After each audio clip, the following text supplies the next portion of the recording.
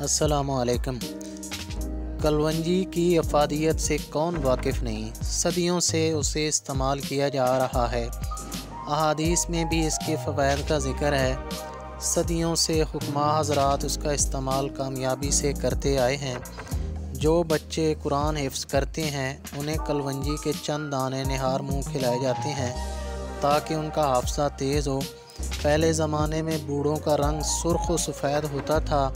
उसकी एक वजह यह थी कि वो पाबंदी से कलवंजी शहद में मिलाकर नहार मुँह खाया करते थे। घर के अंदर ख़वातीन कलवंजी, फिलफिल दराज, पुदीना हम वज़न कूट कर रखती थीं। खाना खाने के बाद थोड़ा सा ये सफ़ूफ खाने से ना गैस बनती, ना डकारें आती, मैदा ठीक रहता था। सर्दी का ज़ुकाम हो तो बड़ी बूढ़ियाँ कलवंजी तवे पर भूनकर मलमल की पोटली में बांधकर सूंघने की ताकीद करतीं। इससे ज़ुकाम भी ठीक हो जाता और बंद नाक भी खुल जाता था। इसी पोटली में कलवंजी के साथ भुने हुए चने कूट कर डालकर कनपटियों की टकोर करें तो भी बंद नज़ले में आराम आता है। ज़ुकाम में कलवंजी बहुत मुफीद है।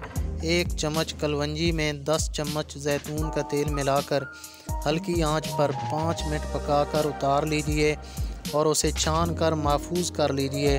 ड्रापर के ज़रिए 2-3 कतरे नाक में सुबह शाम डालें।